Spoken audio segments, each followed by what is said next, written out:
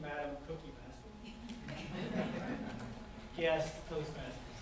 I want to take you back a decade.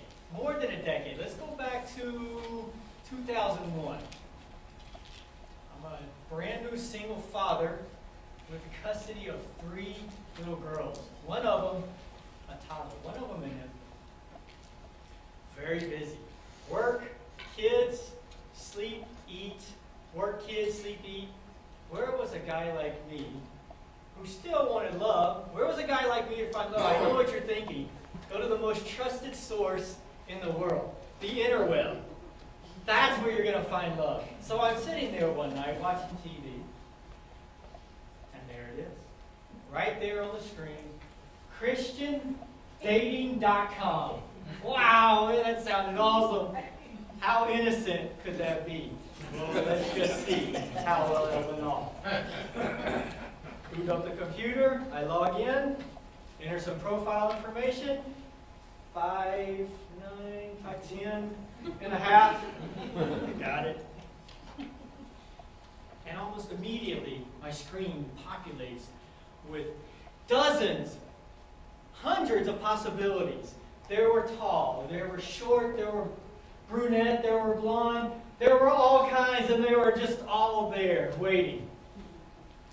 And they all had descriptions. So as a matter of fact, I think this is where online shopping got its first start. They saw how this worked. I felt like I was shopping on eBay. Here's one description I read.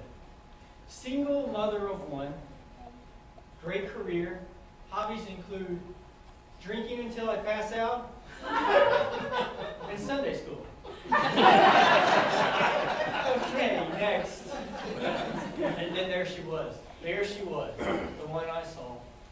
The bus shot up, cute blonde, green eyes. I still remember her stats today because you know, I'm a small guy. I'm looking for a respected size girl. And she had them on there. Well, you know how we all tell a little fib when we log into this. Well, that's better come. The thing was that she was in Frisco. Most of the girls out there were worldwide. They were California or all over. So we set a date. Okay, I arrive on time in my what's cooler than a minivan. Yeah, that's what I was driving, my minivan. I go up to the door. I'm ready. I go to knock, and there's a note on the door. So I'll pull the note off. What do you think it read? Dear Matt, I am not ready yet. Please come in and wait a while. Red flag, red flag. Red flag. So I'm looking around to see if the neighbors are out and if they're in on the joke. There's nobody around. It's just strange. I crack the door. I kind of kick it a little bit. Again. Hello? Nothing? You know, like I said, I was a single dad. I hadn't had a date in a long time. We're going to make this happen. I kick the door open, go in. I sit down and wait. I wait. And 5 minutes later, she's still not there. But 10 minutes later, she's still not there. What is going on? Every once in a while, I hear a noise back there. Do I leave? What is this? Is weird. 15 minutes later, here comes this girl down the hallway. Okay, so I've got the profile in my head, right? I know what she looks like on the screen. And like I said, sometimes we lie. 5'9", 5'10 and a half. This girl looked absolutely nothing like her picture. Well, except for the teeth, the few that she had.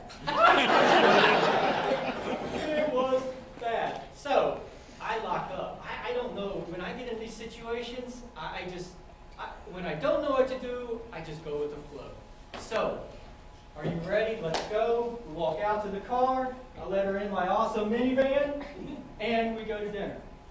So, on the way, I'm driving, and she says, "Oh, I see you listen to Christian music." Like, I didn't know she talked like that. I said, "Oh, yeah, I like DC talk." And so I said, but you know when I'm feeling funky, I like to turn up the Chili Peppers and maybe some REM. Oh, she says, I only listen to Christian music. I said, oh, only? Only. Okay, that's all right. I'm thinking, that's strike two. We go to a local steakhouse, and we sit down to dinner, we're looking through the menu, and I know you've heard the song. It's by Sting. It's called Desert Rose.